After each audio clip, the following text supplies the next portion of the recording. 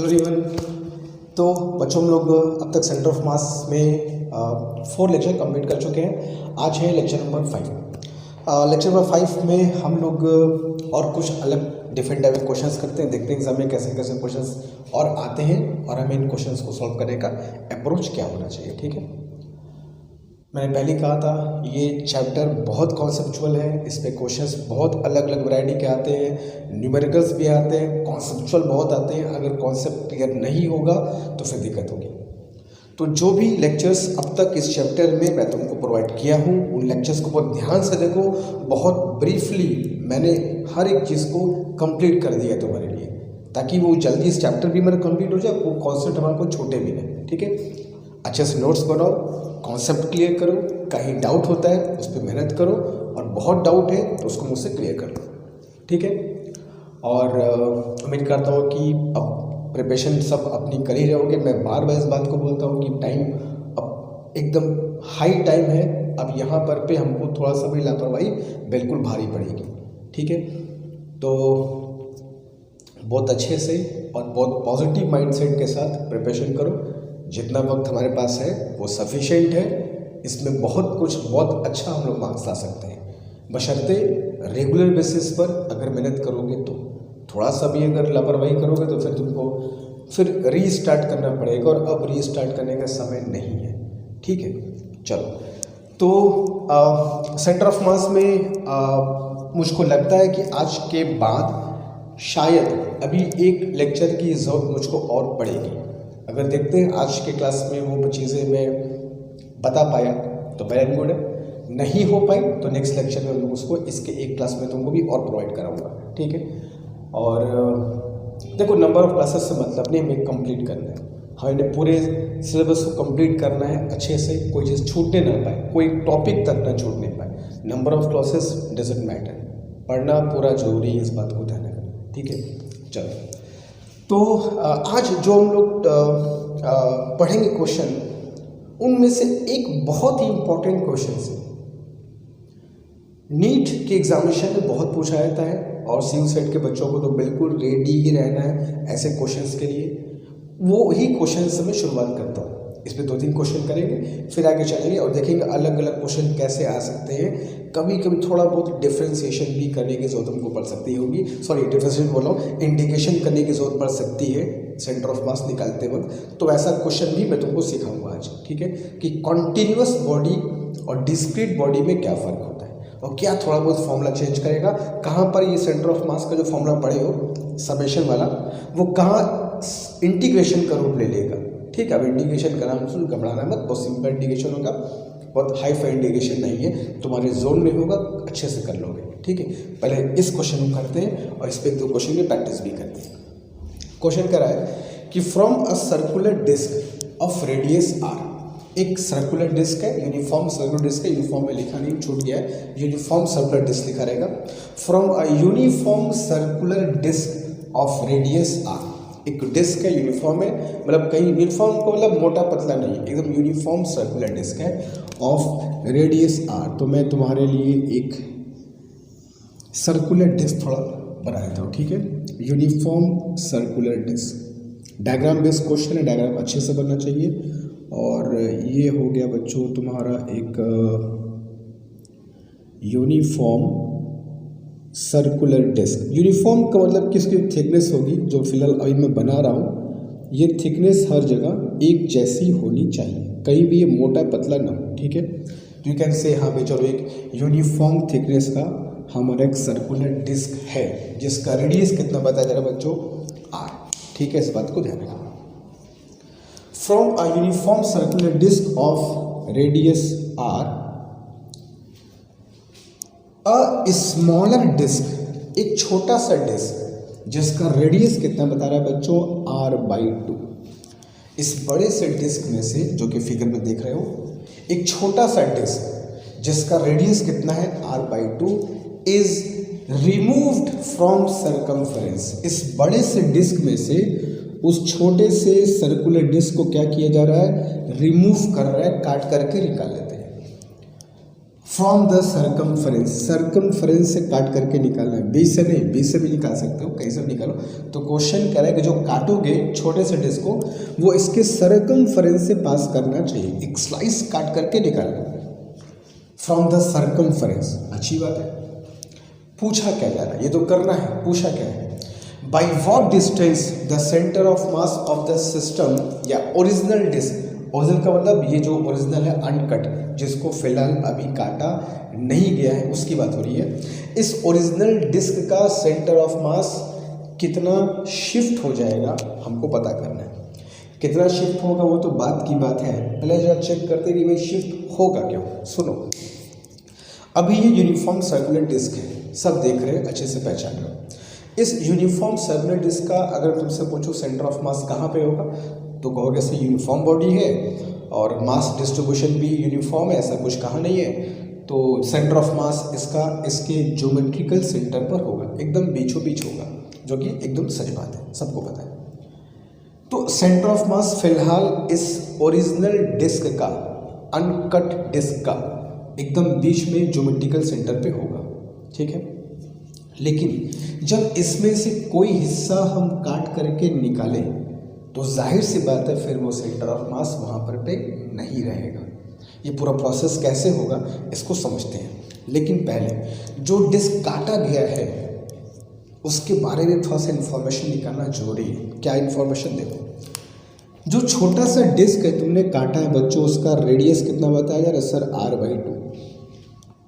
Original वाले का r है, जो छोटा सा काटा है उसका r/2। एक बात सुनो, ऐसे क्वेश्चन में डिस्क वाले जब ये क्वेश्चन है कि बड़े से डिस्क में से कोई छोटा सा डिस्क काट कर निकाल लिया गया, ऐसा क्वेश्चन जब भी आए तो जो छोटा वाला डिस्क है जिसको तुमने काट करके निकाला है, सबसे पहले उसका डायमीटर चेक करना। अगर रेडियस इसकी r/2 है तो डायमीटर कितना होगा बच्चों, r। इससे फ़ायदा क्या होगा, जब तुमको उस छोटे वाले डिस्क का डायमीटर मिल जाएगा कि डायमीटर कितना है, तो हम ये पता लगा लेंगे जब वो काटेगा तो कहाँ से होकर के पास करेगा। जैसे मैंने क्या देखा कि जो छोटा डिस्क है उसका डायमीटर बड़े वाले डिस्क के रेडियस के बराबर है। ध्यान से बस सुनो, जो छोटा वाला डिस्क है उसका डायमीटर जो काट के निकालोगे डायमीटर, वो बड़े वाले डिस्क के रेडियस के बराबर है। तो यानी कि जब मैं काटूंगा, और सर्कमफ्रेंस से काटना है, तो जब मैं सर्कमफ्रेंस से काटूंगा तो जाहिर सी बात है वो सेंटर से पास करेगा, ठीक है।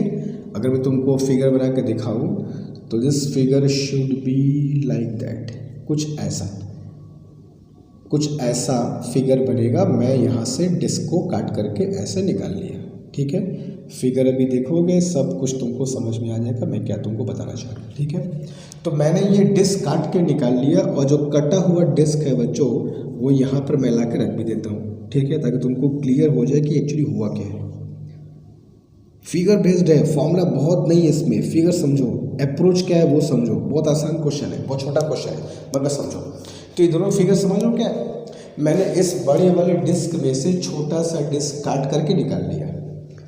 अब तुम कहोगे सर ये कैसे पता चला कि जो छोटा वाला डिस्क है वो बड़े वाले के सेंटर से पास करेगा, कैसे पता चला, तो ऐसे पता चला, समझ रहे हो। जो छोटे वाले का डायमीटर है, ठीक है, वो बड़े वाले के रेडियस के इक्वल है, तो जाहिर सी इसे मैं कहूँ डायमीटर चेक कर लेना चाहिए। डायमीटर चेक करने से ये पता चल जाएगा कि जो छोटा डिस्क है कहाँ से पास करेगा। तो अब ये बताओगे छोटे वाले का डायमीटर रेडियस के बराबर है, छोटे वाले का डायमीटर अगर बड़े वाले के रेडियस के बराबर है तो जाहिर सी बात है जब तुम उसको काटोगे तो वो बड़े वाले डिस्क के सेंटर से पास करके जाएगा। और ये मैंने काट के निकाल के यहाँ रख दिया। इसको उठाओगे ऐसे फिट कर दोगे, फिर तुम्हारा ओरिजिनल डिस्क मिल जाएगा। तुम क्लियर है, समझ रहे हो, ठीक है। तो इसको मैंने ऐसे निकाला, इसको यूँ उठा करके वापस ऐसे यहाँ पर रख दोगे, it will be complete original disc again. ये तुम्हारा फिगर एक्चुअल में बनेगा। अब मुझको जरा ये बताओ, जब ये कंप्लीट डिस्क था अनकट, जब ये कटा नहीं था तो उसका सेंटर ऑफ मास कहाँ था, यहाँ पे था, यहाँ पे था बोल रहा हूँ मैं। जब ये ओरिजिनल डिस्क था तब। अब ये बताओ जब मैं यहाँ से मास निकाल लिया और यहाँ मास है ही नहीं, कम हो गया मतलब, और यहाँ मास ज़्यादा है। तो अब बताओ क्या सेंटर ऑफ मास यहाँ पे रहेगा जहाँ पर पहले था, क्या वहाँ पे रहेगा? बिल्कुल नहीं रहेगा। हम लोग जानते हैं सेंटर ऑफ मास ज़्यादा मास की तरफ भागता है, तो इस सेंटर के इस तरफ तो बिल्कुल मास नहीं है और यहाँ तो मास ज़्यादा है, तो सेंटर ऑफ मास कहाँ भागेगा? थोड़ा सा इधर की तरफ भाग जाएगा। अपनी प्रवृत्ति जो उसकी टेंडेंसी होती है, जो उसकी फितरत होती है, उसके हिसाब से बात किया जाए तो ये थोड़ा सा इधर की तरफ भागेगा। भागेगा नहीं भागेगा पहले बताओ कन्फर्म?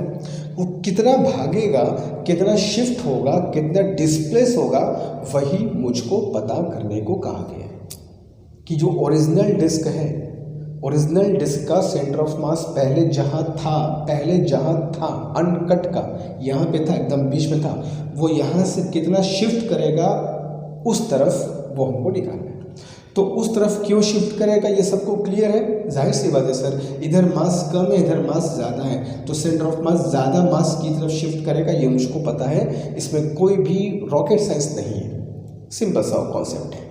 अब ये पता करना होगा बच्चों कि कितना शिफ्ट करेगा, क्यों शिफ्ट करेगा ये तो पता चल गया, कितना शिफ्ट करेगा यही हमारा प्रश्न है।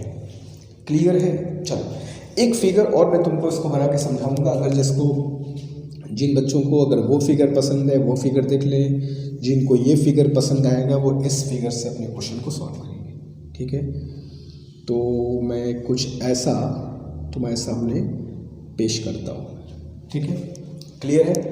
तो इस फिगर को यूँ समझ सकते हो कि ये डिस्क ऐसे है, इसका फेस ऊपर की तरफ है, और इस फिगर में इसका फेस मैं तुम्हारे सामने कर दिया, तुम्हारी तरफ इसका फेस है। ठीक है, दोनों फिगर एक ही है, इसमें डिस्क यू दिखा रहा हूँ, इसमें डिस्क यू दिखा। तुमको जहाँ से बात समझ में आ जाए, तुमको जैसे क्लियर हो जाए, जो फिगर तुमको पसंद है उस फिगर के हिसाब से तुम उसको देख लो।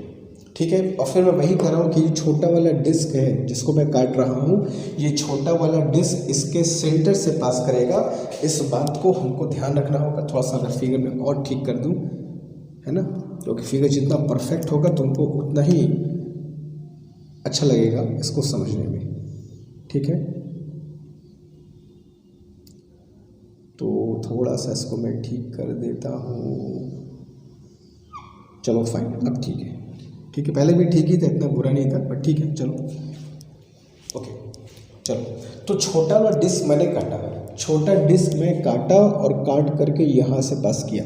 यही मैं तुमको सिखाना चाह रहा हूँ कि कैसे मुझको पता कि जो छोटा वाला डिस्क पास करेगा वो इसके सेंटर से पास करेगा, ये मुझको कैसे पता? क्या हमेशा सेंटर से पास करेगा?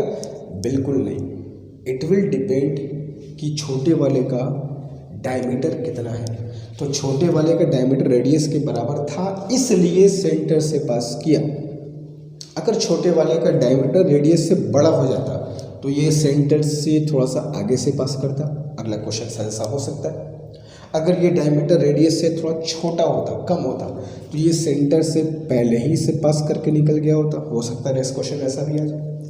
तो नॉट नेसेसरली कि हमेशा सेंटर से ही पास करेगा। ये डिस्क छोटा वाला सेंटर से इधर से ही पास कर सकता है, सेंटर से इधर से भी पास कर सकता है। डिपेंड करेगा कि छोटे वाले डिस्क का जो डायमीटर है, ठीक है, वो बड़े वाले डिस्क के रेडियस के बराबर है, उससे बड़ा है कि उससे छोटा है। उसके हिसाब से फिगर तुम बनाना। ठीक है, मगर बनेगा इसका शक्ल ऐसा ही। ठीक है, फिगर बेस्ड क्वेश्चन है, मैं अब तक कुछ सॉल्व नहीं कर रहा हूँ, बस तुमको सिखा रहा हूँ कैसे करेंगे। अब हमें ऐसे क्वेश्चन में बच्चों एक काम और करना होगा। ये जो डिस्क हमने काट कर निकाला है वो, और जो बड़ा वाला डिस्क था अनकट, बिना कटा हुआ ओरिजिनल, इन दोनों का मास हमको पता करना होगा, या मास का रिलेशन पता करना होगा, जो ताकि हमको पता चल सके कि भाई कितने मास में से कितना मास मैंने खींच के निकाला है, कितना रिमूव किया है, मास कितना था और कितना मास निकाला, ये मुझको पता करना ज़रूरी होता है। तो चलो अब मास की बात करते हैं। बच्चों जो डिस्क है, डिस्क का जो ओरिजिनल डिस्क था, ओरिजिनल, इसका अगर मास लिखूं तो mass is equal to volume into density बोल सकता हूँ, कोई दिक्कत नहीं है। और वॉल्यूम क्या होगा डिस्क का? तो वॉल्यूम क्या होगा बच्चों? Pi R square into T into density. अब ये पाई आर स्क्वायर टी क्या है?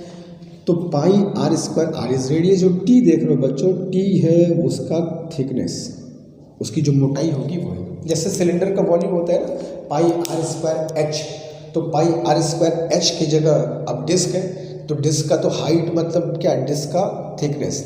तो जहाँ पे सिलेंडर का फॉर्मूला होता है पाई आर स्क्वायर एच वॉल्यूम का, डिस्क में क्या हो जाएगा पाई आर स्क्वायर एच के बदले टी, टी मतलब इसकी थिकनेस। इसी थिकनेस को अगर बड़ा कर दोगे तो सिलेंडर बन जाएगा। हालांकि सिलेंडर और डिस्क में कोई फर्क नहीं है। अगर सिलेंडर को दबा के एकदम चिपटा कर दोगे फ्लैट, वही तो डिस्क बन जाएगा। और डिस्क को अगर तुम खींच करके बड़ा कर दोगे तो सिलेंडर बन जाएगा। तो जो फॉर्मूला सिलेंडर के वॉल्यूम का होगा पाई आर स्क्वायर एच, वही वॉल्यूम होगा डिस्क का भी। पहले एकदम कॉन्सेप्ट क्लियर रख लो, एक बार सीखना है, बस एक बार, बार बार ये सब नहीं करना है, बस एक बार सिखाऊंगा, हमेशा ऐसा ही करना होगा, ठीक है। फिर ये सब भी नहीं करना पड़ेगा यार। एक और शॉर्टकट तरीका तुमको बताऊंगा मास निकालने का, लेकिन पहले समझ लो क्या होता है। तो pi R square T volume into density, ये तो हो गया उस डिस्क का मास जो अनकट था, ओरिजिनल जो शुरुआत में था।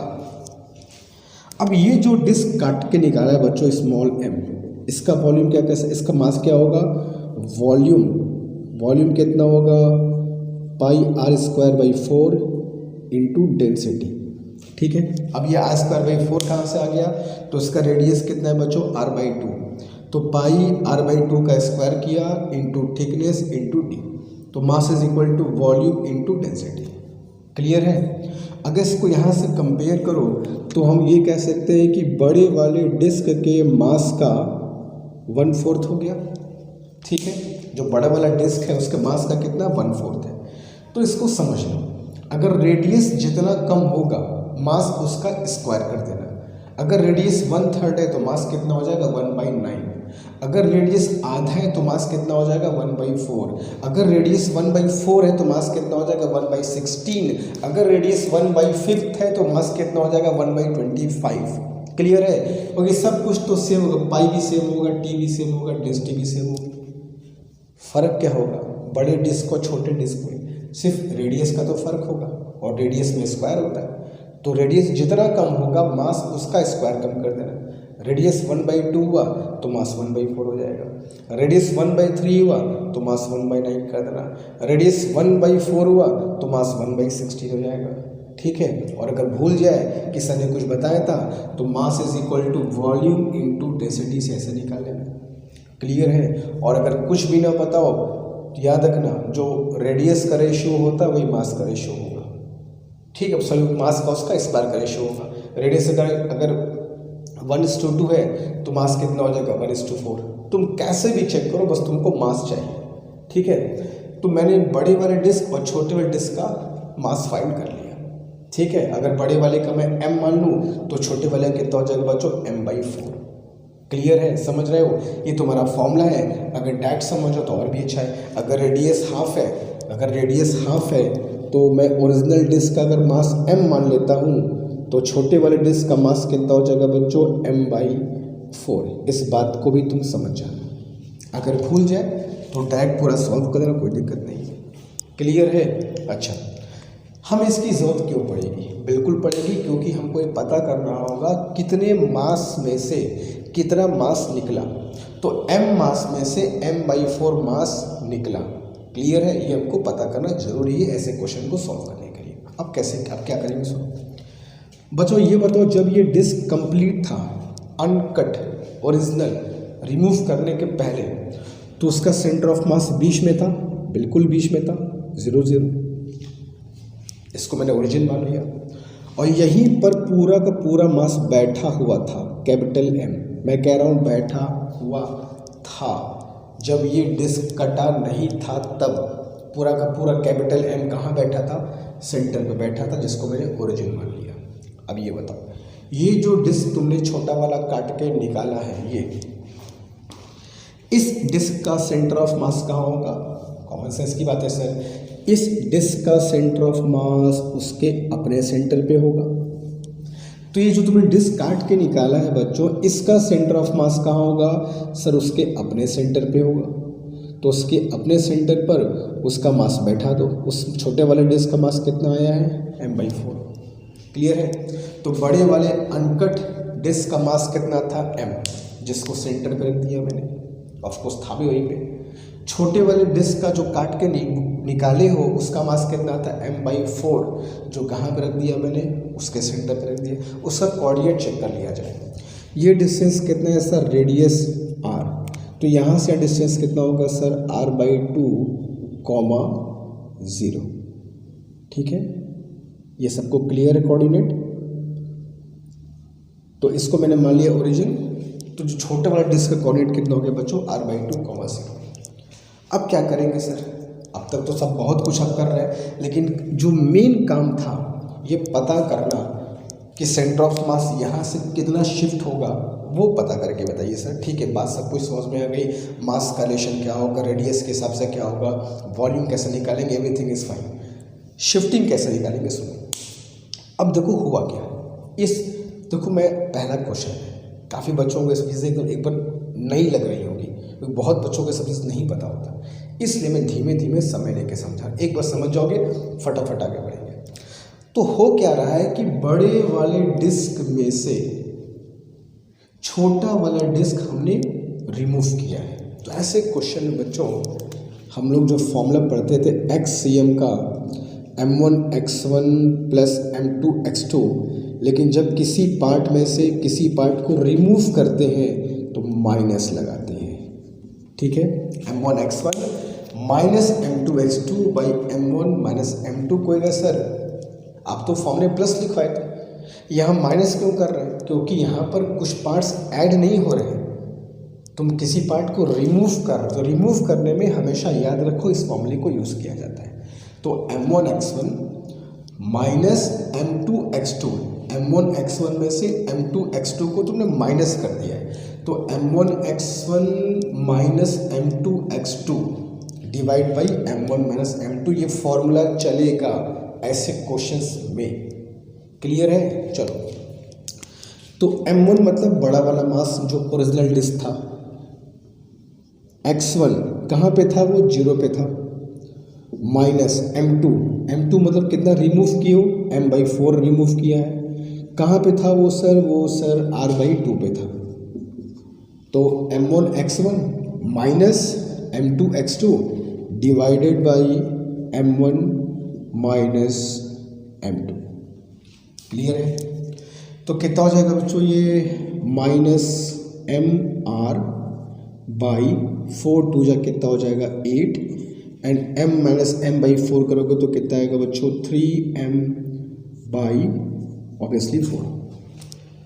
तो कितना हो जाएगा ये माइनस mr/8 इंटू 4 कितना आएगा बच्चों 3m, पलट दिया 3m हो जाएगा।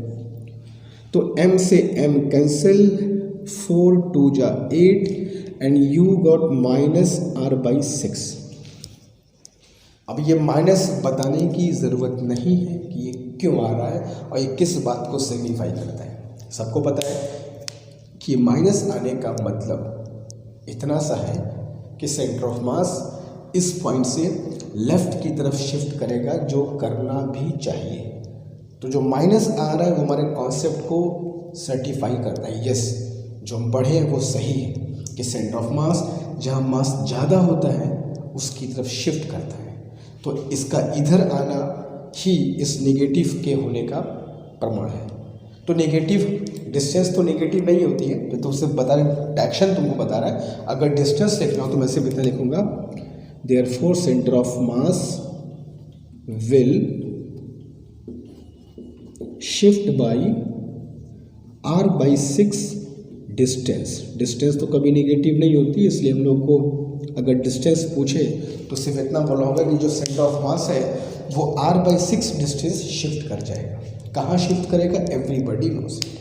ठीक है, तो ये बहुत इंपॉर्टेंट क्वेश्चन है, स्पेशली जो बच्चे नीट एग्जामिनेशन के लिए प्रिपरेशन कर रहे हैं उनको ऐसे क्वेश्चंस के लिए एकदम अच्छे से प्रिपेयर्ड रहना होगा, आ सकता है। और CU सेट का तो भाई कोई निश्चित नहीं है, दुनिया पहली बार एग्जाम होने वाला है, तो जो एग्ज़ाम पहली बार होने वाला है उसमें हमको कुछ भी पूछा जा सकता है, हम लोग को तो हर क्वेश्चन के लिए एकदम अप टू डेट होकर रहना होगा। ठीक है, तो अभी एक क्वेश्चन और करेंगे ताकि किसी बच्चे को अगर कोई शक है, कोई कन्फ्यूज़न है तो उसको दूर किया जा सके। तो जल्दी कॉपी कर लो, चलिए क्वेश्चन नंबर 2 की तरफ।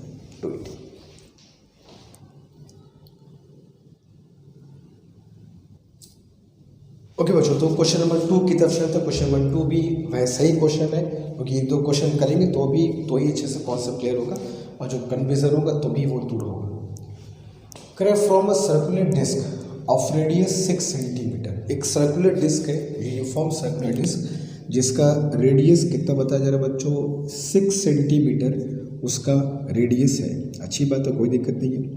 अब ध्यान से क्वेश्चन अगर पढ़ोगे तो कह रहा है कि इस डिस्क से एक दूसरा मगर छोटा सा डिस्क इसकी सरकमफेरेंस से काट करके निकालना है। ठीक है, ये बना दिया मैंने ओरिजिनल डिस्क, अब यहीं से काट के निकालना होगा। A smaller disc of radius 2 centimetre, बड़े वाले का तो ठीक है, रेडियस बड़े वाले का तो रेडियस पता ही है कि 6 सेंटीमीटर है। जो छोटा रिमूव किए वो कितना है बच्चों, 2 सेंटीमीटर। ठीक है, तो मैंने क्या कहा कि जिस डिस्क को रिमूव करते हो हमेशा बच्चों उसका डायमीटर चेक किया करो, ताकि वो पता चले कि कटेगा तो कहाँ से पास करेगा। तो इसका डायमीटर कितना आएगा बच्चों, 4 सेंटीमीटर। तो हमने क्या देखा कि जो छोटे वाले डिस्क का डायमीटर है वो बड़े वाले डिस्क के रेडियस से कम है, ये 4 वो 6, यानी कि जब मैं इसे काट के निकालूंगा तो वो सेंटर से पास नहीं करेगा। अनलाइक इसके पहले वाले क्वेश्चन को कहाँ से पास करेगा सर, जाहिर सी बात है सेंटर 6 सेंटीमीटर दूर है और आप काटोगे तो वो कहीं सेंटर से पहले ही कट कर कुछ ऐसे निकल जाएगा। तो अगर मैं तुमको फिगर बना के दिखाऊं कि कहाँ से कट करके निकलेगा तो कुछ ऐसा फिगर तुम समझ सकते हो मेरे ख्याल से। ठीक है, कुछ ऐसा फिगर बनना इसका चाहिए। ठीक है, तो सेंटर था बच्चों यहाँ पे, कितना दूर, यहाँ से यहाँ कितना, 6 सेंटीमीटर दूर था, लेकिन मैंने काटा तो 4 सेंटीमीटर पर ही काट के निकल गया। इसलिए कह रहा हूँ कि डायमीटर चेक कर लोगे तो क्लियर कट पता चल जाएगा कि फिगर कैसा बनने वाला है, जैसे कोऑर्डिनेट में दिक्कत नहीं होगी। तो जो डिस्क तुमने काट के निकाला है बच्चों, देखो वो ये वाला है, ये भी एक डिस्क है, उसी का हिस्सा है, छोटा सा डिस्क है, थिकनेस वगैरह बराबर होगी, डेंसिटी वगैरह बराबर होगी, बट रेडियस का फ़र्क है, बस साइज़ का फ़र्क है, बाकी सब कुछ बराबर। इसको यहाँ से फिट कर दोगे सब कुछ एकदम नॉर्मल हो जाएगा। जैसे होता है कि वो पिज़्ज़ा में अलग अलग स्लाइस होते हैं, है ना, जो सर्कुलर पिज़्ज़ा होता है अलग अलग स्लाइस होते हैं अपने, तो उस एक स्लाइस को जो काट के निकालते हो, इमेजिन करो जो शेप तुम्हारा बचता है कैसा बचता है। एक स्लाइस को तुमने काट के निकाल लिया, जो रिमेनिंग पिज़्ज़ा तुम्हारा बचा, अब जो सर्कुलर नहीं रह गया, तो सोचो उस पिज़्ज़ा का सेंटर ऑफ मास पहले कहाँ था, जब पिज़्ज़ा अनकट था तो बीच पे था, तुमने एक स्लाइस काट के निकाल लिया ट्रायंगुलर शेप वाला, जो अब पिज़्ज़ा बचा उसका सेंटर ऑफ मास कहाँ होगा, जाहिर से बदल कर शिफ्ट करेगा। तो कुछ वैसे फिगर समझ सकते हो, क्वेश्चन समझ सकते हो, आई मीन को रिलेट कर सकते हो। ठीक है, चलो अब क्या किया है सर, अब थोड़ा मास, मैंने कहा कि ऐसे क्वेश्चन में मास पता करना चाहिए कि कितना मास था, उसमें से कितना मास निकाल लिया। तो सिंपल तरीका मैंने क्या बताया, रेडियस का जो रिलेशन होगा मास का उसके हिसाब से चेक करना। रेडियस बड़े वाले का है 6, हाँ जी बिल्कुल सही बात है, छोटे वाले का है 2, बिल्कुल सही बात है। तो छोटे वाले का रेडियस जरा बताओ बड़े वाले का 1/3 है या नहीं, इसका रेडियस 6, इसका रेडियस 2, तो जो छोटा वाला रेडियस है बड़े वाले रेडियस का 1/3 है, और रेडियस जितना घटता है मास उसका स्क्वायर कर दो। तो अगर मैं कहूँ कि बड़े वाले डिस्क का मास m है, तो कोई भी कहेगा सर छोटे वाले डिस्क का मास कितना होगा, m/9। कोई कैलकुलेशन है, अगर तुमको कैलकुलेशन करना ही है तो लगा देना formula, mass is equal to volume into density, बड़े वाले का। छोटे वाले का निकालोगे तो small m is equal to pi r square by 9 हो जाएगा, volume into density. r square by 9 कैसे हो गया, समझ गए ना, उसका रेडियस 6, इसका रेडियस 2, तो रेडियस कितना है 1/3, तो 1/3 का स्क्वायर किया होगा तो 1/9 तो आएगा। तो सीधा सपाट रिलेशन समझ लो, मास जितना टाइम्स कम होगा, सॉरी रेडियस जितना टाइम्स कम होगा मास उसका स्क्वायर कर देना, और क्यों करोगे वो समझ लो, भूलेगा नहीं कभी। तो रेडियस 1/3 था, मास कितना हो गया 1/9। ठीक ठीक है। तो m मास में से m/9 हमने क्या किया बच्चों, रिमूव कर लिया है। तो m मास में से m/9 मास तो रिमूव कर लिया है।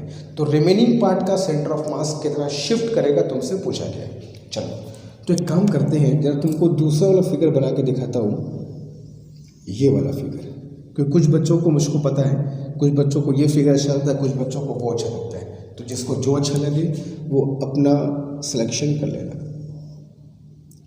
कुछ ऐसा फिगर तुम्हारा बनेगा, ठीक है।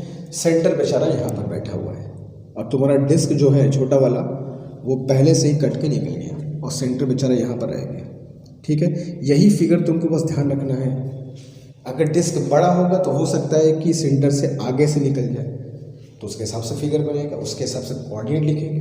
चलो, जो ओरिजिनल मास था अनकट डिस्क का, ओरिजिनल डिस्क का मास वो कहाँ था सर, उसके सेंटर पे था कैपिटल M, जिसको मैंने क्या मान लिया बच्चों, ओरिजिन, ठीक है।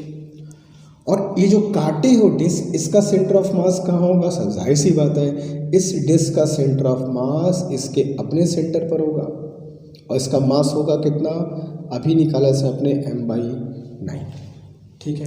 अब लिखते हैं कोऑर्डिनेट।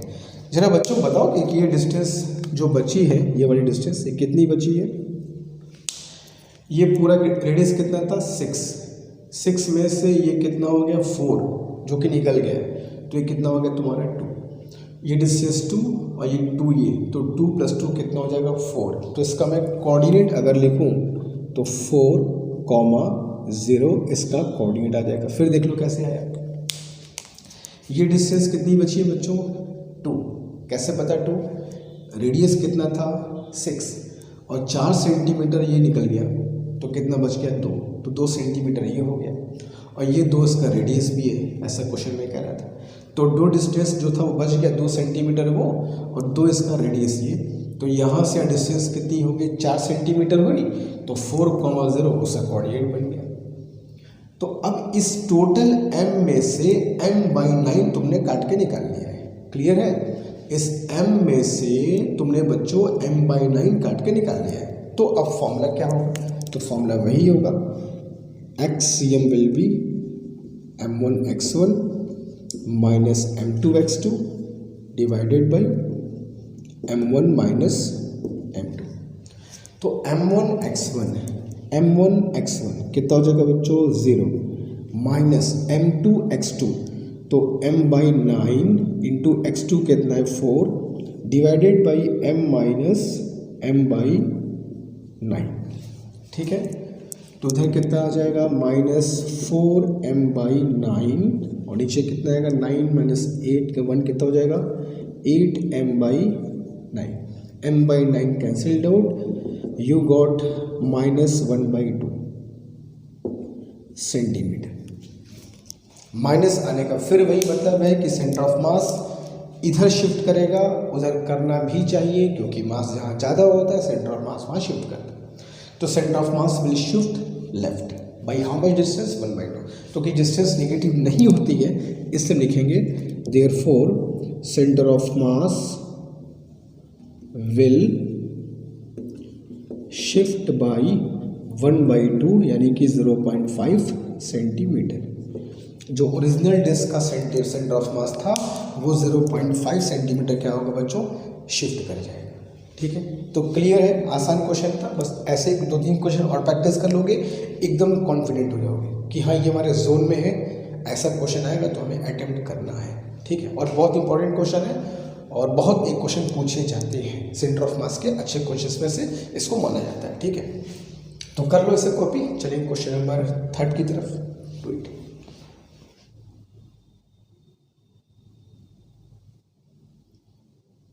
ओके बच्चों, क्वेश्चन नंबर 3 की तरफ चलते हैं। क्वेश्चन नंबर 3 बहुत अच्छा क्वेश्चन है, स्पेशली हम लोग जो कुछ दिन पहले पढ़े थे motion of centre of mass. तो motion of centre of mass में जो भी हम लोगों ने सीखा ये हमारे इस कॉन्सेप्ट को और स्ट्रॉन्ग कर देगा। अगर किसी को थोड़ा सा भी डाउट रहा होगा तो वो यहाँ से क्लियर होगा। बहुत अच्छा क्वेश्चन है ये, एक बहुत फाइन एग्जाम्पल है एक्सटर्नल इंटरनल फोर्सेस का सेंटर ऑफ मास पर क्या फ़र्क पड़ता है, ऐसे क्वेश्चंस कैसे आते हैं, हमारा क्या अप्रोच होना चाहिए, ये बहुत फाइन एग्जाम्पल है। और देखते हैं क्वेश्चन क्या कहता है। तो क्वेश्चन कह रहा है बच्चों कि थोड़ा सा प्रोजेक्टाइल मोशन का इसमें कॉन्सेप्ट भी रहेगा। A projectile is fired at speed of 100 metre per second at 37 degree from the horizontal ground. एक प्रोजेक्टाइल को हॉरिजॉन्टल से 37 डिग्री पर बच्चों फेंकते हैं, कितने स्पीड से? 100 मीटर पर सेकेंड की स्पीड से फेंकते हैं। अच्छी बात है, फेंको, और मना किया। सब कुछ ठीक ठाक था। जब इसको मैंने फेंका तो एवरीथिंग वाज ओके, कहीं कोई दिक्कत नहीं थी। अपना पैराबोलिक पाथ जैसा बना रहा था, अपना आराम से जा रहा था। हुआ क्या, जाते जाते जब ये हाईएस्ट पॉइंट पर पहुंचा, जब ये अपने हाईएस्ट पॉइंट पर पहुंचा, तब ये एकाएक 2 पार्ट में टूट गया, जिनका मास रेशो कितना दिया बच्चों? 1:3। It breaks into 2 parts having ratio of mass 1:3। अपने आप टूट गया, किसी एक्सटर्नल फोर्स का जिक्र नहीं हो रहा है, मतलब ये अपने आप टूटा है। अंदर कुछ ऐसा हुआ होगा, अंदर से फोर्सेस लगे होंगे, उसको 2 पार्ट में ब्रेक कर दिए होंगे। तो यहाँ पर एक्सटर्नल फोर्स नहीं है, इस बात को ध्यान रखना। ये जो पार्ट्स टूटे हैं इसके पीछे इंटरनल फोर्स ही है। अगर होता कोई फोर्स तो कहता कि हाँ इस फोर्स ने इसको तोड़ा है, ठीक है, बट ऐसा नहीं है।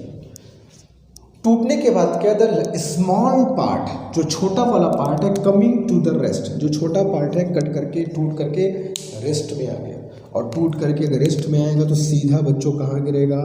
नीचे गिरेगा, वर्टिकल डाउनवर्ड। अब जाहिर सी बात है, रेस्ट में आने का मतलब क्या, उसकी स्पीड 0 हो गई। उसकी स्पीड अगर 0 हो गई तो ग्रेविटी उस पर कंट्रोल करेगा और नीचे लाकर उसको यहाँ पे कहीं गिरा देगा। तो जो छोटा वाला पार्ट है, स्मॉलर पार्ट है, वो सीधा वहीं पे नीचे गिर जाएगा, ठीक है।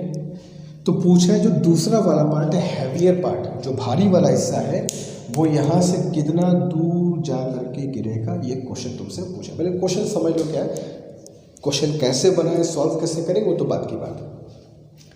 क्वेश्चन क्लियर है? जो हल्का वाला पार्ट था बच्चों सीधा नीचे गिर गया, बिकॉज वो रेस्ट में आ गया था, ग्रेविटी उसको नीचे खींच के पटक देगा। हैवियर पार्ट जा करके कितना दूर गिरेगा वो तुमसे पूछा गया। चलो मैं तुमको थोड़ा सा रिवर्स लेके जाता हूँ। मान लो ये न टूटता, अगर ये न टूटा होता, ये 2 पार्ट्स अलग अलग न हुए होते तो क्या होता? तो क्या होता, क्या जैसे पैराबोलिक पाथ बनाता है वैसे आता। ये अगर हाफ पार्ट है तो हाफ पार्ट में ये ऐसे आता और ऐसे आ करके पैराबोलिक पाथ बना करके यहाँ पर ऐसे गिर जाता, ठीक है। अगर ये न टूटा तब, लेकिन टूटा है और टूटने के बाद जो दूसरा वाला पार्ट होगा वो कितना दूर जाकर गिरेगा बच्चों, यही तुमसे पूछा गया है।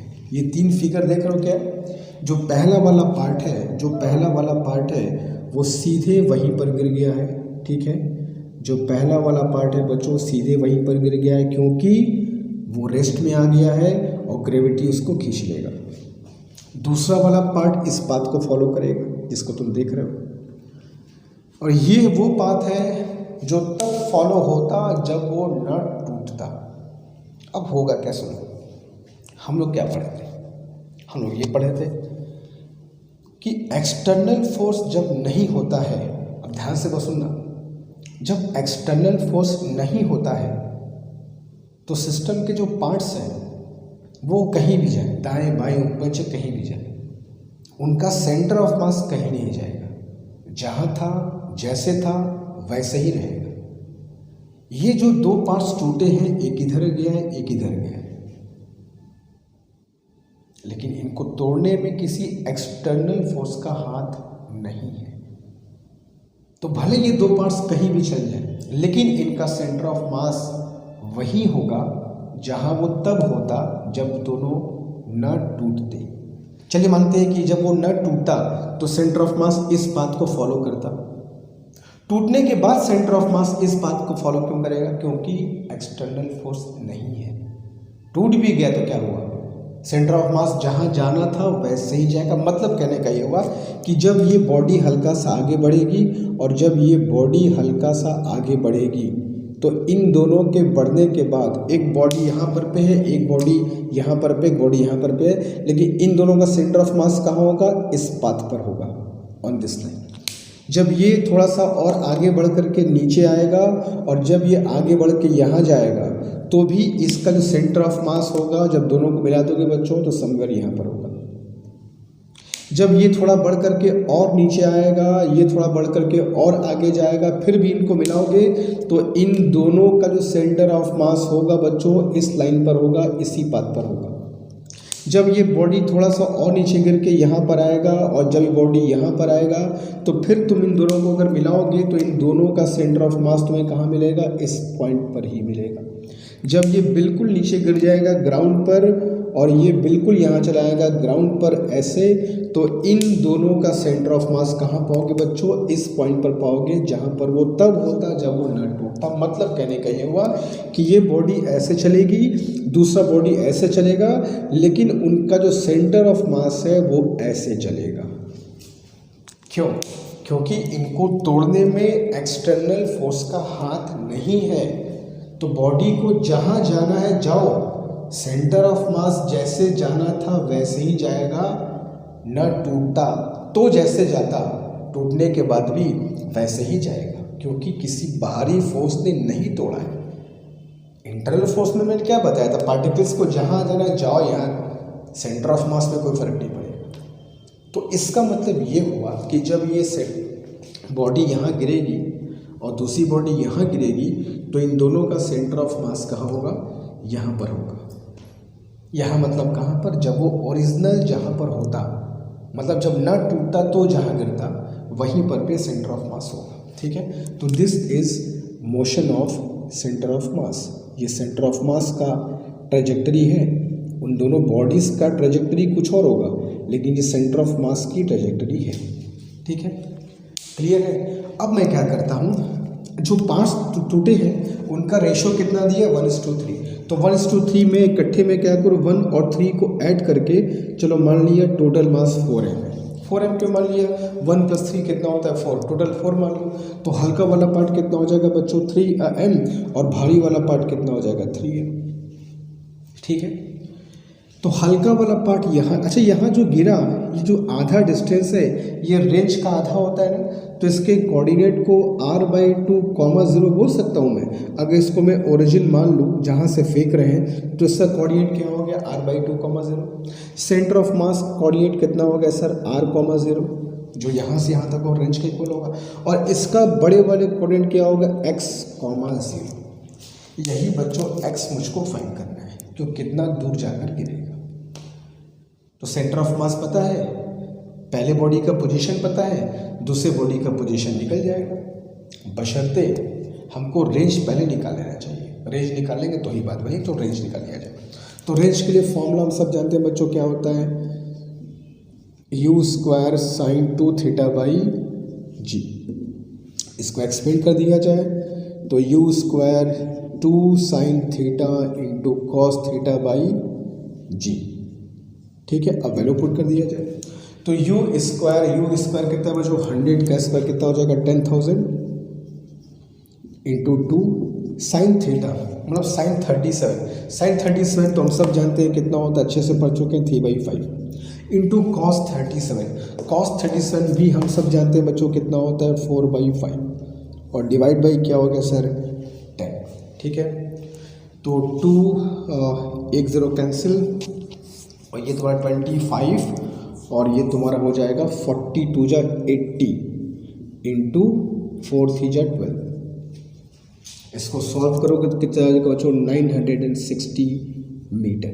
ये तो आ गया रेंज, यानी कि हमको सेंटर ऑफ मास का पोजीशन मिल गया।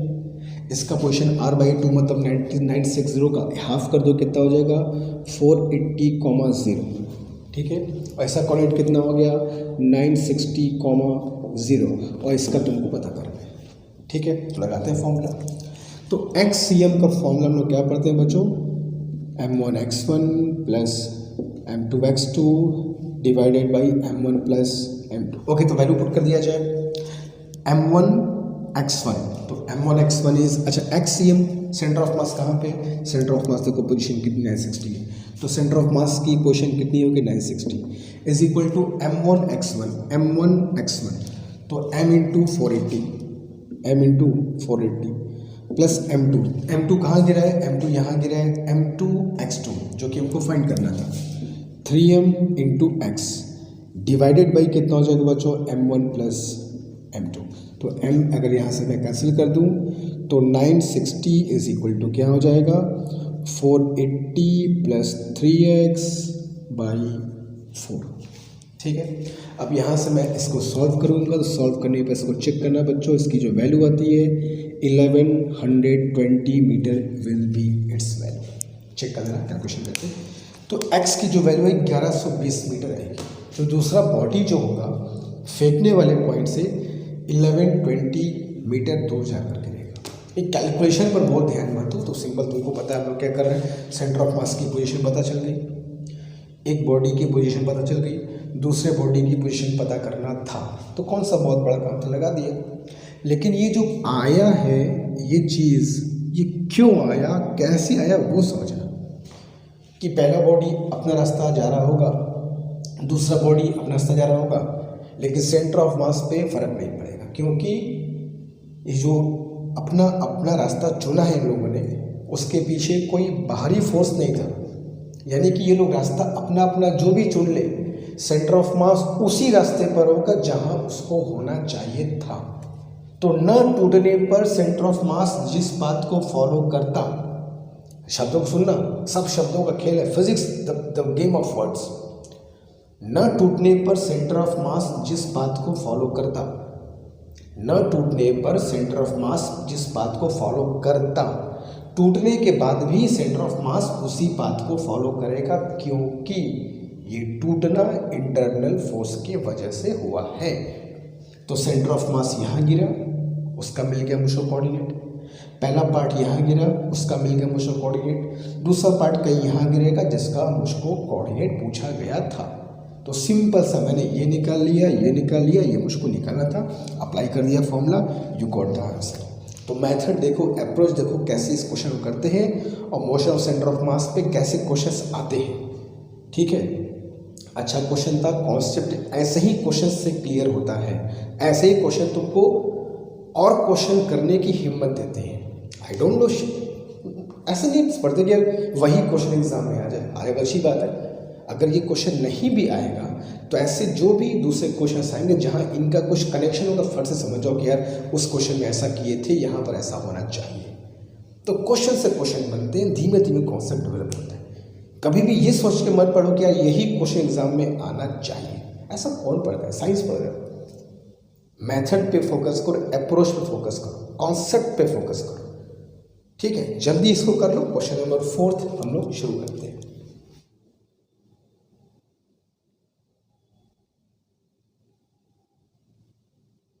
ओके, तो क्वेश्चन नंबर 4 की तरफ चलते हैं। मुझे क्वेश्चन 4 बहुत अच्छा क्वेश्चन है, अलग अलग वैरायटी के क्वेश्चन देखो ये सब है, इन सारे क्वेश्चन को देख लो, समझ लो, अप्रोच कैसे होता है, एग्जाम में आएगा, यही अप्रोच लगाना है।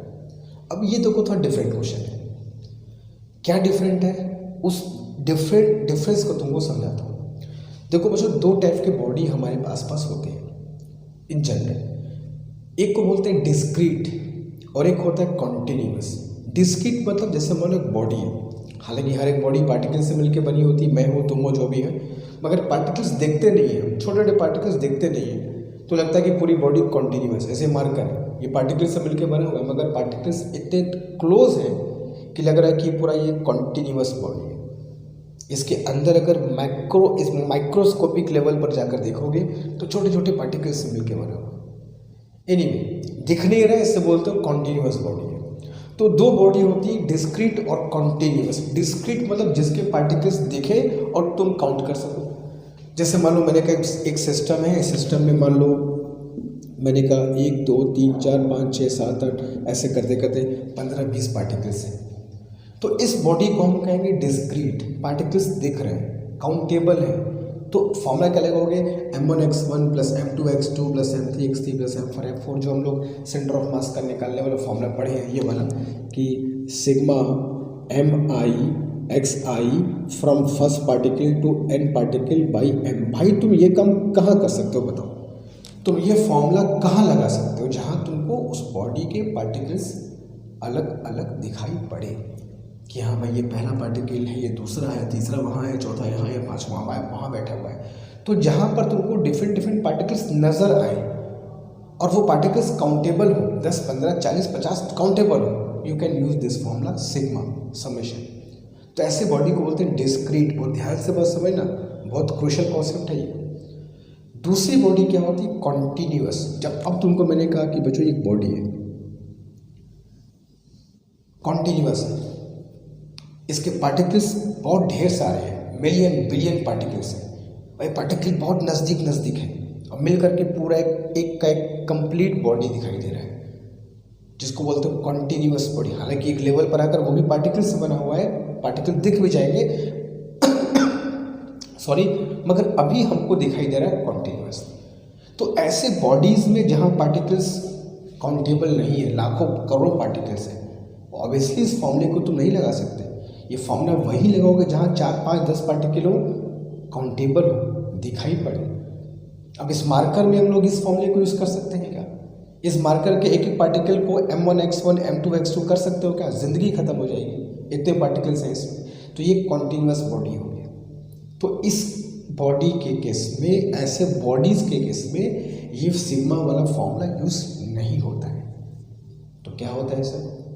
सिग्मा का जगह रहता है बच्चों इंटीग्रेशन। इंटीग्रेशन वहीं पे करते हैं जहाँ पर बहुत हमको infinite number of particles add करने होते हैं। तो करना वही है, बस सिग्मा का जगह कौन लेगा बच्चों? इंटीग्रेशन।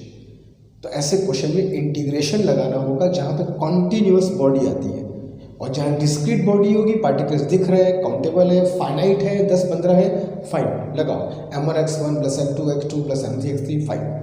लेकिन जहाँ काउंटेबल नहीं है, कॉन्टिन्यूअस है, गिन नहीं सकते, तो वहाँ पर तुमको इंटीग्रेशन लगाना होगा।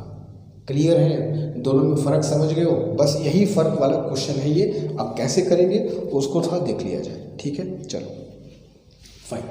तो अब मैं तुम्हें इस क्वेश्चन को बताता हूँ क्वेश्चन क्या है और इस क्वेश्चन को कैसे करेंगे। देखो, the density of a linear rod. कह रहे बच्चों एक लीनियर रॉड है, एक रॉड है, ठीक है, और ऑब्वियसली ये रॉड जो है वो यूनिफॉर्म नहीं है। कैसे पता यूनिफॉर्म नहीं है? अगर क्वेश्चन तुम आगे पढ़ोगे, मैंने तो बीच में पढ़ के रुक गया मैं। अगर तुम क्वेश्चन पूरा अगर पढ़ोगे तो क्वेश्चन क्या कर रहा है? The density of a linear rod. इसका जो डेंसिटी है वेरीज, बदल रहा है, इसका डेंसिटी बदलता है। अब जो डेंसिटी बदल रहा मतलब कि मास डिस्ट्रीब्यूशन यूनिफॉर्म नहीं है, लेंथ से कुछ नहीं होता, डेंसिटी बदल रही है धीमे धीमे। डेंसिटी यहाँ डेंसिटी बहुत कम, यहाँ बढ़ गई, यहाँ बढ़ गई, डेंसिटी बढ़ती जा रही है। तो जाहिर सी बात है कि तुम आधा आधा काट दोगे तो इधर वाले हिस्से में ज़्यादा मास आएगा, उधर वाले हिस्से में कम मास आएगा। मतलब यूनिफॉर्म देखने में है लेकिन मास का डिस्ट्रीब्यूशन यूनिफॉर्म है। तुमको पहले ही कहा, दो चीज़ देखते हैं कि शेप सिमेट्रिकल है कि नहीं, दूसरा देखते हैं मास डिस्ट्रीब्यूशन यूनिफॉर्म है कि नहीं। तो मास डिस्ट्रीब्यूशन यूनिफॉर्म नहीं है क्योंकि डेंसिटी वेरीज, बदलती है।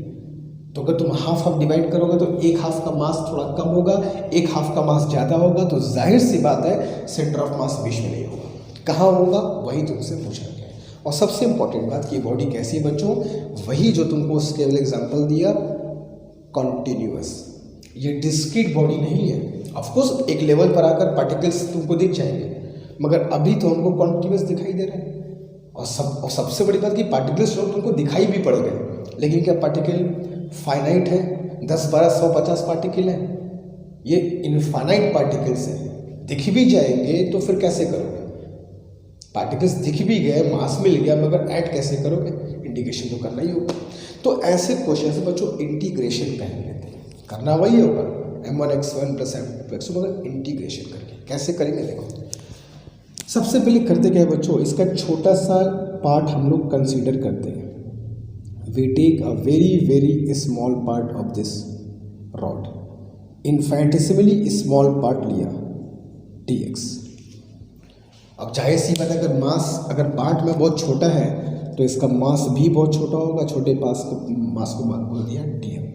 तो mass is equal to density into length बोल सकते हो। जो डेंसिटी है ये डेंसिटी लीनियर डेंसिटी है, मतलब मास per unit length.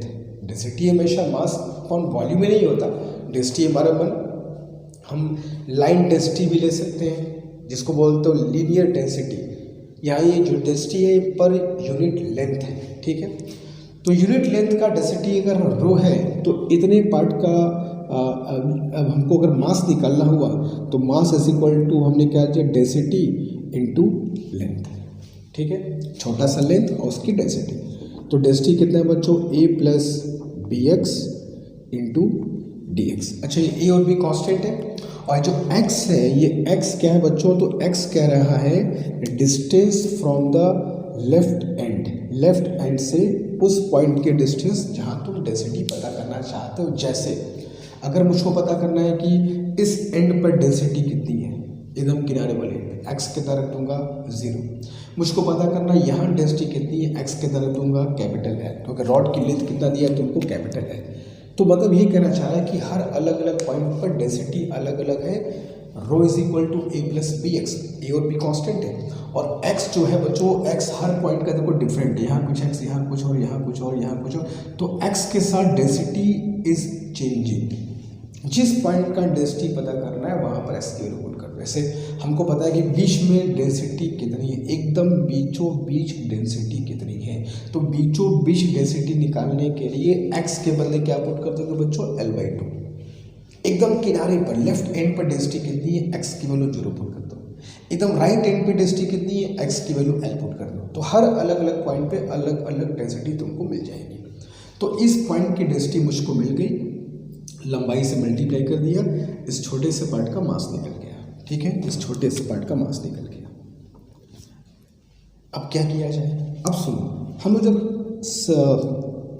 Discrete body का निकालते थे तो sigma M I X I is equal to 1 to n करते थे, डिवाइड बाई m करते थे। यहीं से दोनों फॉर्म निकालेंगे। अब यहाँ पर क्या करेंगे, तो x centre of mass is equal to summation की जगह क्या हो जाएगा बच्चों इंटीग्रेशन, और एम आई जो एक पार्टिकल का मास होता था ये छोटे से हिस्से का मास हो जाएगा dm।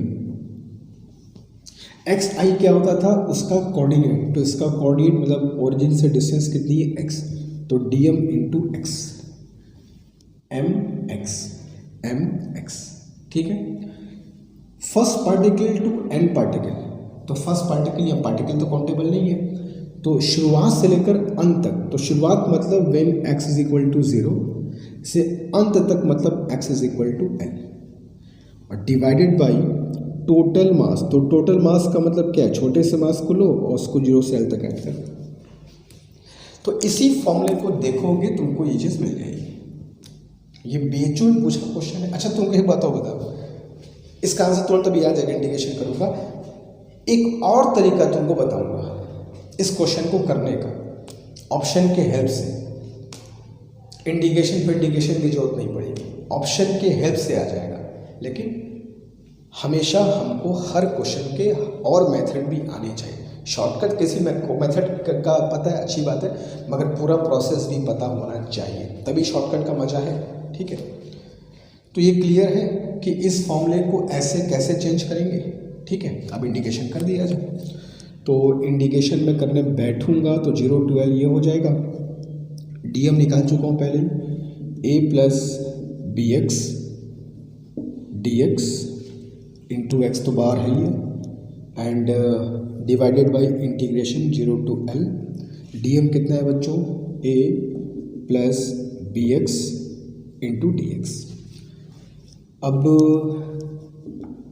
इंटीग्रेशन 0 to l, अगर x को मैं ब्रैकेट के अंदर भेज दूँ तो कितना हो जाएगा, ये ax plus B X square D X, और नीचे कितना हो जाएगा बच्चों 0 to l a plus B X, ठीक है, डी एक्स। अब मैं इसको इंडिकेशन करने जा रहा हूँ, इंडिकेशन का जरूरत पड़े उसके हिसाब से इंडिकेशन किया जाए। तो a कांस्टेंट है, a इज ओके, x का इंडिकेशन क्या हो जाएगा बच्चों x² by 2, plus b constant है, b is okay, x square का इंडिकेशन क्या हो जाएगा बच्चों, एक्स क्यूब बाई 3। लिमिट लगा दिया from 0 to L, divided by A का इंडिकेशन क्या हो जाएगा, A X plus B constant है, एक्स का इंडिकेशन क्या हो जाएगा बच्चों, एक्स स्क्वायर बाई 2, वो भी कहाँ से कहाँ तक, 0 टू एल। अब एक बार अपर लिमिट पुट करूँ, एक बार लोअर लिमिट, तो A L square by 2 plus B L cube by 3, और 0 पुट किया तो सब 0 हो जाएगा, divided by A L plus B L square by 2। देखो ऊपर नीचे दोनों जगह एल है, अगर मैं एल निकाल करके कॉमन ले लूँ तो कितना हो जाएगा, ये काट भी सकता हूँ मैं, तो ये कितना हो जाएगा, A L by 2 plus B L square by 3 divided by A plus B L by 2। मैंने एल कॉमन लेकर काट दिया। अब एलसीएम इसका ले लूँ तो कितना हो जाएगा बच्चों, ये 3AL plus 2BL square by 6 आ जाएगा, और ये कितना हो जाएगा, 2A प्लस BL और 6/2 करोगे तो कितना आएगा बच्चों, 3। तो 3AL प्लस 2BL स्क्वायर, अगर मैं L कॉमन ले लूँ तो अगर मैं यहाँ से L कॉमन लूँ तो क्या बचेगा, 3A plus 2BL, 3A plus 2BL by 3, 2A plus BL, 3 2A plus BL। तो fourth option is your correct. ठीक है, तो ये तरीका होता है, ऐसे क्वेश्चन आते हैं। इंडिकेशन तुमको करना होगा। इंडिकेशन जो भी बायो के बच्चे हैं, ये जो कैलकुलस तुमको परेशान करता है, इसका मैं एक अलग से कुछ एक प्लान कर रहा हूँ, जल्दी उसके बारे में एक अनाउंसमेंट करूँगा। लेकिन फिलहाल इस क्वेश्चन की बात अभी कर लिया जाए तो सिंपल सा क्वेश्चन था, it is more integration than physics. ठीक है, तो ये समझे कि भाई समेशन का रूप इंटीग्रेशन क्यों ले लिया, दैट इज ये समझना ज़्यादा इंपॉर्टेंट है इस इंटीग्रेशन करने से ज़्यादा। वो तो ठीक है, वो तो फॉर्मूला है, कोई दिक्कत नहीं, उसे परेशान मत हो, जस्ट मेयर कैलकुलेशन। ये ऐसे से ऐसे कब बदलेगा ये क्लियर होना चाहिए। तो इंटीग्रेशन किया, सॉल्व किया, चौथा ऑप्शन हमारा आ गया। लेकिन तुमको जैसा कि मैंने कहा था, एक और तरीका है मेरे पास, तुमको बताऊंगा इस क्वेश्चन को सॉल्व करने का बिना इंटीग्रेशन किए, ऑप्शन के हेल्प से। कैसे बताऊंगा, इसको कर लो तो फिर बताओ कि कैसे इसको करते हैं जल्दी।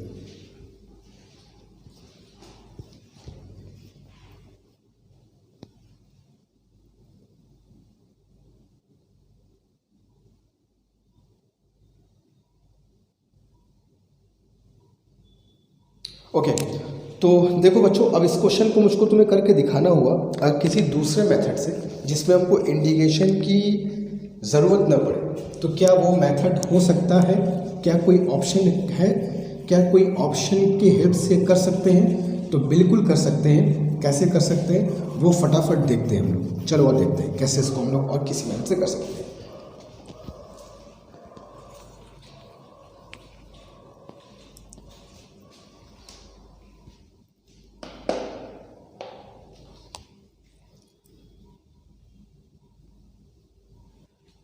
चलो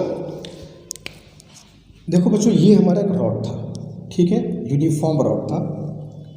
मास डिस्ट्रीब्यूशन यूनिफॉर्म नहीं था, उसका जो लंबाई था सब सिमेट्रिकल था, लेकिन मास डिस्ट्रीब्यूशन जो था वो कुछ ऐसा था, rho is equal to A plus B X. ये जो डेंसिटी है ये बदल रहा था। अच्छा, कैसे पता डेंसिटी बदल रहा था? जाहिर सी बात सर, ए और बी कांस्टेंट है, एक्स जो यहाँ पे लिखा है वही हमको बता रहा है कि डेंसिटी वेरिएबल है, मास बदलेगा इसी एक्स के वजह से। इस डेंसिटी को गौर से अगर देखो तो इसमें दो टर्म है, एक कांस्टेंट वाला टर्म है, एक वेरिएबल वाला टर्म है। कांस्टेंट वाला टर्म कौन है? ए, जिसमें एक्स नहीं है। वेरिएबल वाला टर्म कौन है? बी एक्स, जिसमें एक्स है। इसी वेरिएबल टर्म के वजह से सारी बात बिगड़ गई है। अगर ये वेरिएबल टर्म न होता, इफ मैं कांस्टेंट बी को 0 पुट कर दूं, अगर मैं कांस्टेंट बी को 0 पुट कर दूं तो रो इज इक्वल टू क्या आएगा? ए, यानी कि रो क्या हो जाएगा? कांस्टेंट, डेंसिटी कांस्टेंट हो जाएगी। यानी कि इस एंड से लेकर के इस एंड तक हर जगह डेंसिटी सेम है। यानी कि मास डिस्ट्रीब्यूशन क्या हो जाएगा बच्चों, यूनिफॉर्म। और मास डिस्ट्रीब्यूशन यूनिफॉर्म अगर हो जाएगा तो सेंटर ऑफ मास कहाँ मिलेगा सर, बिल्कुल L/2 पर मिलेगा। कॉन्सेप्ट समझ रहे हो? अगर ये वेरिएबल वाला पार्ट 0 हो जाए तो रॉड मेरा क्या बन जाएगा, यूनिफॉर्म, क्योंकि डेंसिटी कांस्टेंट हो जाएगी, रॉड यूनिफॉर्म बन जाएगा, मास L/2 पर, सेंटर ऑफ मास L/2 पर मिल जाएगा। अब इसी चीज़ का मैं यूज़ करने वाला हूँ। इन चारों, बहुत शानदार मेथड है ये, बहुत शानदार मेथड, तुम्हारे काम को बहुत आसान कर देगा। हमें हर क्वेश्चन में 2-3 मेथड आने चाहिए। अब इस क्वेश्चन को सॉल्व कैसे करें, मान लो इंडिकेशन नहीं आता, नहीं पढ़े, भूल गया, मन नहीं लगा इंडिकेशन में, लेकिन क्वेश्चन करना चाहिए, कैसे क्या है सुनो। इस टर्म को मैं 0 कर दूं, बी को अगर 0 कर दूं तो रॉड क्या बन जाना चाहिए, यूनिफॉर्म। सेंटर ऑफ मास कहाँ आना चाहिए, L/2 पर। तो चारों ऑप्शन में सब में बी को 0 कर दो, चारों ऑप्शन में सब में बी को 0 कर दो, जिसमें आंसर L/2 आ जाए वही तुम्हारा ऑप्शन सही होगा। क्योंकि जब बी को 0 करोगे तो सेंटर ऑफ मास कहाँ आना चाहिए, L/2 पर आना चाहिए, क्योंकि रॉड यूनिफॉर्म बन जाएगा। तो चारों में से सब में बी को 0 कर दो, और जहाँ पर बी को 0 करो जिसमें L/2 आ जाए उस ऑप्शन को ले लो, और करके देखते हैं। इसमें मैं बी को 0 करूँ तो ये वाला 0 होगा, ये भी 0 हो जाएगा। ए से ए कट गया तो मैं कितना मिलेगा बच्चों, L/3, L/2 नहीं आया, ऑप्शन गलत है। इसमें बी को 0 किया, बी को 0 किया, ए से ए कैंसिल हो गया, 2 2 4, कितना आ गया बच्चों, L/4, यहाँ भी L/2 नहीं आया। यहाँ चेक कर लो, बी को 0 कर दिया, ए से ए कैंसिल हो गया, 3 2 6, L/6 आ गया, यहाँ भी L/2 नहीं आया। यहाँ बी को 0 किया, ये 0 हो गया, ये 0 हो गया, ए से ए कैंसिल, 3 से 3 कैंसिल, L/2 बच गया, हो गया तुम्हारा काम खत्म। मतलब इस क्वेश्चन का काम खत्म हो गया, तुम्हारा काम खत्म नहीं होगा, इस क्वेश्चन का काम खत्म हो गया। तो ये एक शानदार मेथड है कि नहीं बताओ, ये एक शानदार मेथड है या नहीं बताओ। बिना किसी इंटीग्रेशन के कॉन्सेप्ट लगाते हुए, लॉजिक लगाते हुए, जो पढ़े हैं उसको अप्लाई करते हुए मैंने आंसर ला दिया कि भैया अगर रॉड यूनिफॉर्म कर दूं, रॉड यूनिफॉर्म कर दूं तब तो L/2 पर दोगे, तब तो L/2 पर दोगे, तो जो देगा वही ऑप्शन है, जो नहीं दिया वो बेकार। तो ऐसे भी कर सकते हो ऐसे क्वेश्चंस को, ये भी बहुत शानदार मेथड है। एग्जाम्स में अगर आएंगे ऐसे मेथड को यूज़ कर सकते हो, यहाँ नहीं बहुत जगह बताऊंगा और कहाँ कहाँ ये सब चीज़ों का यूज़ कर सकते हो, ठीक है। तो दोनों तुमको तरीका बता दिया, इंडिकेशन वाला भी बता दिया और इस शॉर्टकट तरीकों को बता दिया, ऑप्शन को यूज़ करते हुए बिना इंडिकेशन के, ठीक है। एक क्वेश्चन और करेंगे, एक क्वेश्चन में करने को भी दूंगा, जल्दी इस क्वेश्चन को कर लो, ठीक है।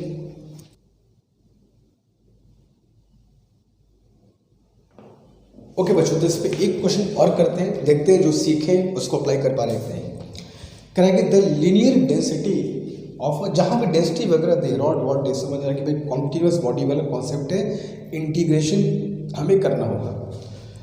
तो if linear density of a rod of length 3 metre, एक रॉड हमें दिया बच्चों, इसका जो डेंसिटी है वो चेंज कर रहा है, ठीक है, डिस्टेंस के साथ चेंज कर रहा है। कैसे चेंज कर रहा है, लैम्डा इज इक्वल टू क्या दिया क्वेश्चन में, लैम्डा इज इक्वल टू 2 है ना, lambda is equal to 2 + x, जहाँ x क्या है, x इज डिस्टेंस फ्रॉम वन एंड, एक एंड से डिस्टेंस है, ऐसा x तुमको बता रहा है किसी पॉइंट का जहाँ तुमको डेंसिटी फाइंड करनी है, ठीक है। The position of centre of mass of the rod is, इस रॉड का सेंटर ऑफ मास का पोजिशन फाइंड करें, वैसे ही क्वेश्चन है वैसा ही करेंगे। सबसे पहले क्या करेंगे, रॉड पे एक छोटा सा हम एलिमेंट्री मास कंसीडर करेंगे, जिसकी लेंथ मैं ले लूँगा बच्चों dx, ठीक है। अब अगर लेंथ बहुत छोटा है तो मास भी बहुत छोटा होगा, तो मास मैंने क्या मान लिया, dm, तो dm इज इक्वल टू क्या होगा, डेंसिटी इंटू लेंथ, तो डेंसिटी कितना था बच्चों, 2 + x इंटू क्या हो जाएगा, dx, ठीक है। तो सेंटर ऑफ मास का पोजीशन का फॉर्मूला अभी हम लोग क्या पढ़े, m1 x1 from 0 to L divided by total mass, तो dm का इंडिकेशन कर दो 0 to L, ठीक है। तो dm कितना है बच्चों, dm is 2 + x dx into x, और लेंथ है 0 to L, तो 0 to लेंथ कितना दिया है बच्चों इसका 3 मीटर दिया है लेंथ ना, 3 metre is length and divided by integration DM कितना है, DM is 2 plus X D X 0 से लेकर के 3 तक। अब इसको फिर से इंटीग्रेशन किया जाए तो x centre of mass is, अब इस x को मैं अंदर भेज दूँ, अभी इसको ठीक ठाक कर लूँ फिर इंटीग्रेशन करता हूँ, तो 2x plus x square D x from 0 to 3 divided by integration 2 plus X D X 0 to 3।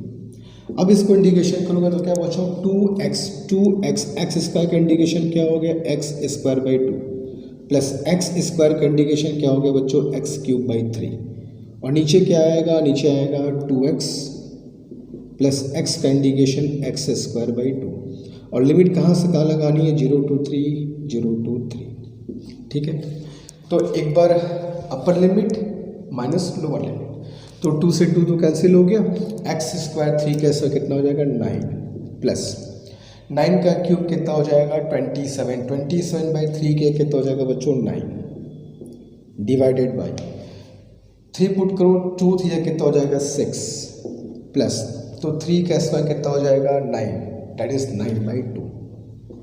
ठीक है, और 0 पुट करोगे सब 0 हो जाएगा। तो इसको अगर सॉल्व किया जाए तो मैं कहाँ लिखूँ, चलो इधर लिख देता हूँ, कितना आएगा 9 प्लस 9 कितना हो गया बच्चों 18 डिवाइडेड बाई 6 2 जा 12 प्लस 9 कितना हो जाएगा 21 और 2 को भेज दिया मैंने बच्चों ऊपर।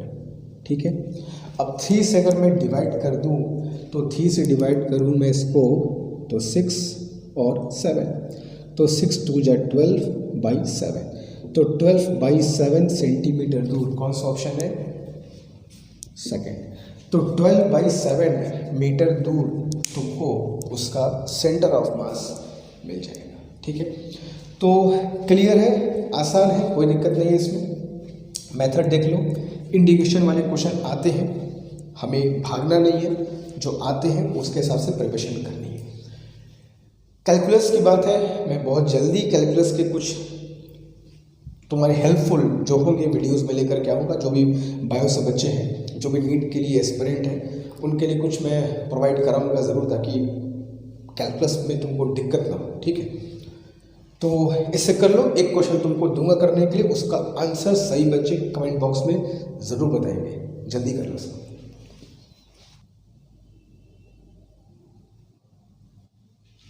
ओके फाइन, तो बच्चों ये क्वेश्चन नंबर 6 है जो तुम्हें करके दिखाना है।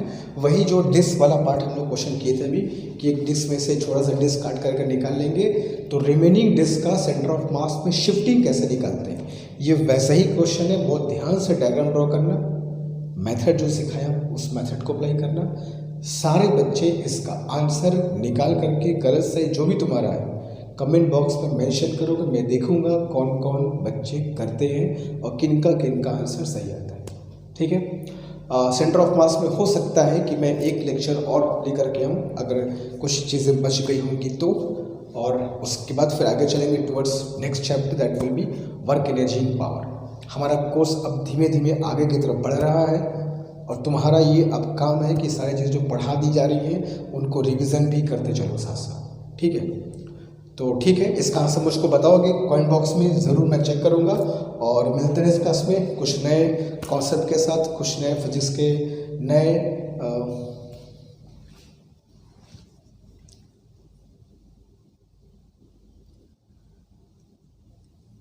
तो फिर मिलेंगे नेक्स्ट क्लास में। आज के सिर्फ इतना ही, कुछ नए कॉन्सेप्ट्स के साथ। Thank you so much.